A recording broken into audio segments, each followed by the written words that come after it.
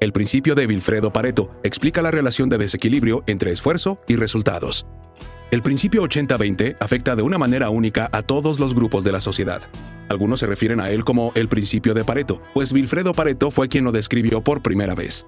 Como economista, la carrera de Pareto consistió en estudiar la economía de las naciones y cómo se distribuían los recursos entre las personas. Al hacerlo, descubrió un patrón que se repetía. Descubrió que la riqueza de cada nación estaba controlada por unas pocas minorías. Este descubrimiento le llevó a estudiar más a fondo el concepto, comprendiendo lo coherente que era. Por supuesto, Pareto hizo todo lo posible, pero no lo entendió del todo. Otras personas, después de él, dieron con el principio en su estudio, la mayoría de ellos sin siquiera consultar los materiales de Pareto. Los trabajos de estos economistas e investigadores han ayudado a desarrollar el principio hasta lo que es hoy. Los individuos que entienden el concepto 80-20 lo han estado utilizando para maximizar la productividad personal y corporativa desde entonces. Ahora te toca a ti hacerlo. Antes de continuar, ¿qué significa exactamente el principio 80-20? En pocas palabras, una pequeña parte del esfuerzo es responsable de la mayor parte del resultado. Es decir, solo unas pocas cosas son responsables de los grandes resultados que vemos a nuestro alrededor. Del mismo modo que unos pocos controlan la mayor parte de la riqueza mundial, son pocos los estudiantes que obtienen los mejores resultados de su clase. Si dedicas tiempo a observar, verás el principio de Pareto.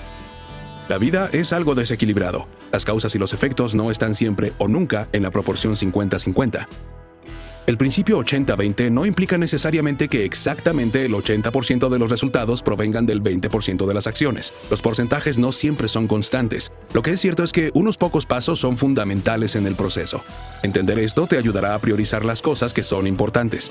Imagina que solo el 20% de los clientes de una empresa representan el 80% de las ventas. ¿Qué hará la empresa para conseguir más ventas? Un enfoque razonable sería encontrar formas creativas de satisfacer al 20% que importa. También podrían desarrollar nuevas estrategias para comercializar el 80% restante, pero no sabrán todo esto si no se toman el tiempo suficiente para ver cómo se aplica el fenómeno 80-20 a su organización. Pronto aprenderás cómo el principio 80-20 puede ayudarte en el mundo empresarial y en tu vida personal. Vamos a ello. ¿Sabías que Vilfredo Pareto planteó por primera vez el principio de Pareto en 1906? Utiliza el 80-20 para aumentar la rentabilidad de tu empresa. Toda empresa tiene como objetivo maximizar beneficios. Es triste que, en un momento u otro, la mayoría de las empresas sufran contratiempos que podrían haberse evitado si los responsables de la toma de decisiones lo hubieran sabido. ¿Y si el principio 80-20 te ayudase a detectar posibles lagunas en tu empresa? Muchas empresas utilizan el principio 80-20 en su beneficio con los recursos de que disponen. Tú también puedes aplicar este principio a tu empresa. No es difícil, pero sí un poco complejo. He aquí una forma simplificada de hacerlo. Dedica tiempo, o contrata a un analista si puedes, a estudiar estos tres componentes de tu empresa: sus productos, sus clientes y su posición en el mercado. ¿Cuántos productos o líneas de productos produces en un mes, en 6 meses o en un año? Elige las estadísticas más fiables. ¿Y cuáles son las ventas y los beneficios de estos productos? Comprenderás cuáles son los clientes que más te apoyan y con qué frecuencia, así como los que no contribuyen de forma significativa a tus ventas. Es probable que detectes un desequilibrio. Solo un pequeño porcentaje del total de tus clientes contribuirá a la mayor parte de los beneficios de tu empresa. Profundiza para entender la razón de esta tendencia. ¿Será que el 20% de los clientes más importantes tienen más capital que los demás? ¿Por qué tus productos no atraen mucho al 80% restante? ¿Es un problema de costes o hay algo más? Anota todo eso. Tu cuota de mercado está determinada por el número de personas que quieren y patrocinan constantemente tus productos. Así pues, el análisis anterior debería servir para reflejar tu posición en el mercado. Ahora, ¿cuáles son las formas creativas de maximizar tus productos, impulsar las ventas y aumentar los beneficios? Una buena manera de hacerlo es centrarse en atender al 20% superior y esforzarse por reducir las pérdidas procedentes del 80% restante. También es una gran idea estudiar a tus competidores. Descubre si tienes la misma línea de productos que ellos y si su mercado se está moviendo. Las cosas que más importan nunca deben depender de las que menos importan. Richard Koch. Puede que tu empresa venda los mismos productos, pero tus competidores están mejor valorados por los clientes. Entiende por qué es así y qué puedes hacer para conseguir una mejor cuota de mercado.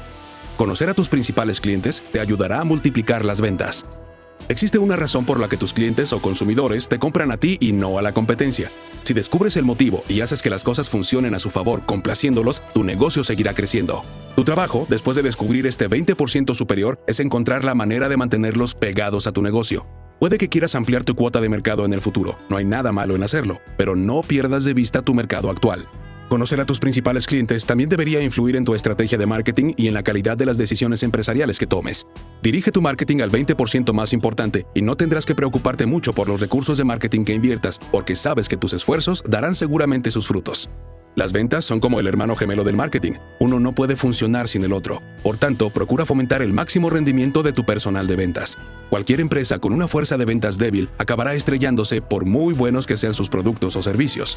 También puedes aplicar la regla del 80-20 a tu equipo de ventas. Las investigaciones demuestran que menos del 50% del equipo de ventas de una empresa representa la mayor parte de las ventas. Identifica a esta minoría en tu equipo de ventas y manténlos satisfechos. Incluso puedes averiguar qué tienen en común los vendedores con mayor rendimiento en tu empresa y utilizarlo para establecer normas para el resto del equipo de ventas. Puede que sea gracias a una estrategia específica o quizás tengan habilidades blandas como la comunicación y la persuasión. ¿Podrían enseñarse estas habilidades a la mayoría de los que no rinden bien? Si la respuesta es afirmativa, puede que tengas que contratar a un experto en formación de ventas, pero si eso no funciona, siempre puedes pedir a los vendedores con mejor rendimiento de tu equipo que te ayuden a contratar a gente como ellos. No tengas miedo de despedir a los trabajadores que rindan menos. Los negocios son los negocios. Tu objetivo es maximizar los beneficios utilizando los mejores recursos, no seguir pagando a personas que no pueden obtener los resultados por los que les pagas. El principio 80-20 puede ayudarte a conseguir más en menos tiempo.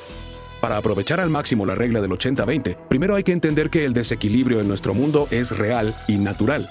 A continuación, tienes que asimilar el pensamiento 80-20.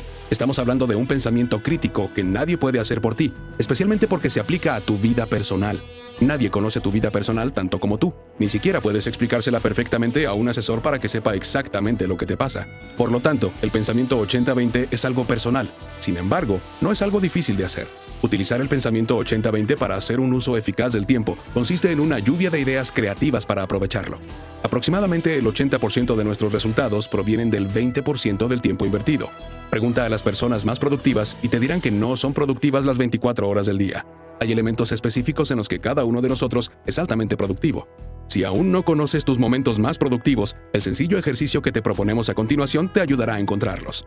Piensa en la última vez que te sentiste realmente productivo. Repasa también al menos 2 días más productivos. Esto es así para que la conclusión a la que llegues tenga la certeza de funcionar. Después de identificar al menos 3 días productivos en el pasado, el siguiente paso será encontrar por qué y cuándo fuiste productivo en esos días. ¿Trabajaste por la noche? ¿En las primeras horas del día? ¿Qué ocurrió el día anterior que pudo haber contribuido a tu productividad? ¿Cómo manejaste las distracciones en esos días? Escribe tus pensamientos. Utiliza los aspectos recurrentes como indicadores de tu productividad. Reflexiona sobre tus días más productivos y averigua qué hiciste de forma diferente, y vuelve a hacerlo al día siguiente. También puedes emplear un ejercicio similar para mejorar tu nivel de felicidad. Richard Koch recomienda tener 2 hojas de papel en blanco. Etiqueta cada una como Islas de la Felicidad y de los Logros, respectivamente. En la primera hoja, denominada como Isla de la Felicidad, identifica las cosas que hiciste que te hicieron feliz en ese momento. Haz lo mismo en la Isla de los Logros. Esto puede resultar una actividad mentalmente agotadora, ya que es posible que tengas que hacer una reflexión profunda. Pero no pasa nada, porque encontrarás joyas que se convertirán en tus herramientas secretas de productividad. Una advertencia: mientras realizas este ejercicio, intenta, en la medida de lo posible, no culpar a los demás por hacerte infeliz o improductivo. Culpar a la gente no te ayudará a progresar. Cuando se trata de relaciones, elige la calidad sobre la cantidad. No podemos prescindir de las relaciones. La vida no está hecha para ser vivida de forma aislada, así que siempre necesitaremos gente a nuestro lado. Decir que no necesitas a nadie sería un acto de orgullo. Aprende de la naturaleza. Naciste en este mundo de la mano de tus padres. Seguramente tengas hermanos y creciste teniendo amigos de la infancia, incluso cuando no sabías nada de la vida. Esa es la prueba de que necesitamos a los demás. Una cosa importante que debes saber sobre las relaciones es que influyen en la persona en la que te conviertes. El dicho común es cierto: te conviertes en la gente con la que te juntas. Si todos tus amigos son millonarios, no tardarás en convertirte en uno. Del mismo modo, si todos están arruinados, acabarás como ellos si no haces nada al respecto. Elige bien tus relaciones. No puedes elegir a los miembros de tu familia, pero tienes el poder de elegir a todas las personas con las que te relacionas. Depende de ti la elección de tu pareja, de tus mejores amigos, de tus socios profesionales, de tus vecinos, etc. Aprovecha esta oportunidad. Quizá te preguntes cómo se aplica la regla del 80-20 a las relaciones. He aquí cómo. Estudio tras estudio han ido demostrando que tenemos un espacio limitado para nuestras relaciones cercanas. Puedes ser amigo de tanta gente como quieras, pero solo puedes ser amigo íntimo de pocas personas. Estas pocas personas representan el 20% de tus relaciones en general, pero representan más o menos el 80% del valor que obtienes de las relaciones. Por ejemplo, la mayoría de las personas se enamoran solo una vez en la vida. Tienen 2 amigos durante la infancia y 2 amigos adultos. La tendencia continúa incluso en las relaciones profesionales. Las personas podemos admirar a decenas de personas mayores, pero solo de 1 a 3 serán realmente nuestros mentores. Así es como realmente estamos conectados.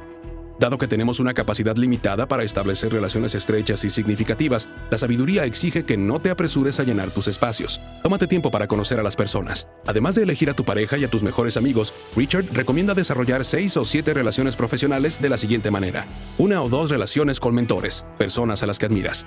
2 o 3 relaciones con compañeros en los que puedes confiar.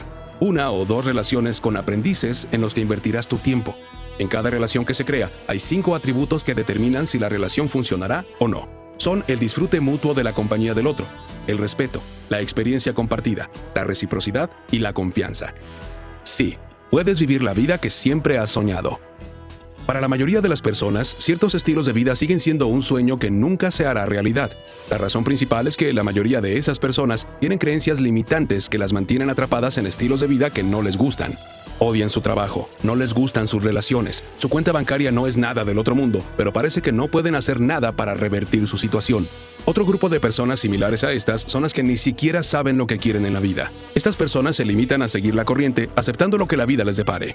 No te sientas mal si perteneces a alguna de estas categorías, pero entiende que puedes tener la vida que deseas para ti. Para vivir la vida de tus sueños, tienes que saber exactamente cómo quieres que sea. Toma papel y bolígrafo o utiliza notas digitales para escribir todas las cosas que quieres en tu vida. Haz una lista lo más detallada posible. A continuación, ¿quiénes son las personas que conoces que viven una vida así? ¿Qué han hecho para conseguirlo? ¿Y qué están haciendo ellos que tú no haces? El éxito siempre tiene un plan. Es difícil hablar del éxito y de tenerlo todo sin hablar de las carreras profesionales. La realidad es que la mayoría, si no todos, tendremos que trabajar, al menos cuando seamos adultos. Y no es malo trabajar, lo malo es encajar clavijas cuadradas en agujeros redondos. Muchas personas hacen precisamente eso. Los encontrarás en profesiones que no se adaptan a sus vidas y no las abandonarán. Si no te gusta tu trabajo, puedes seguir en él si es lo único que paga tus facturas, pero no olvides tener un plan de escape. Como ejemplo, digamos que te gustaría ser escritor, en lugar de trabajar en tu actual empleo de contable.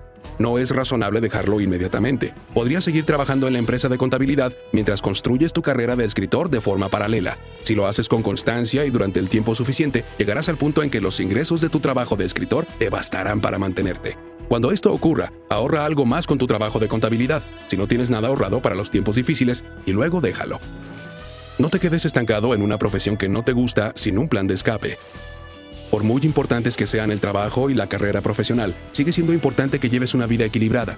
Debes ser feliz en todos los ámbitos. Si no lo eres, significa que te falta algo, y puede que tengas que aplicar la regla del 80-20 para equilibrar tu vida. Si estás progresando en el trabajo pero fracasando en el matrimonio, entonces tienes que solucionarlo rápidamente. Si es tu salud la que está sufriendo, haz una pausa y céntrate en ella. La cuestión es que no vivas una vida desigual. Deja que cada aspecto de tu vida sea saludable. Así es como se puede ser realmente una persona feliz, y si es posible para otros, también lo es para ti. Los que saben aprovechar el día se hacen muy ricos. Richard Koch. El principio 80-20 aboga por centrarse en el 20% superior que aporta más resultados, mientras se descuida o se presta menos atención al 80% restante. Hacer esto no hará que se descuide por completo ese 80%. El principio 80-20 es la forma que tiene la naturaleza de equilibrarse. Lo que tú descuidas como el 80% inferior es el 20% superior para otras personas. Por lo tanto, que tú lo descuides significa permitir que otra persona potencie su vida y su negocio. Por ejemplo, si eres propietario de un negocio y te centras en invertir más en los pocos trabajadores que aportan la mayor parte de los beneficios, es posible que acabes despidiendo a algunos trabajadores que no son productivos en tu empresa. Esto no es malo, de hecho, los beneficiará a ambos porque esos trabajadores despedidos podrían darse cuenta más tarde de que no están hechos para el papel que desempeñaron en tu empresa. A su vez, esto puede llevarles al autodescubrimiento. Por supuesto, no siempre es así, pero muchos grandes hombres y mujeres nunca habrían sido grandes si alguien no les hubiera empujado fuera de donde no estaban destinados a estar. Prueba esto. Aplica el principio de 80-20 en la gestión del tiempo. Busca un papel y anota cómo fueron tus días más productivos. Anota las cosas que hiciste de forma diferente y qué te ayudaron a ser productivo. ¿Empezaste a trabajar antes? ¿Descansaste bien el día anterior? ¿Qué hiciste con las distracciones de las redes sociales? Anota todas las cosas que hiciste de forma diferente. Utiliza la lista como tu única plantilla de productividad y gestión del tiempo.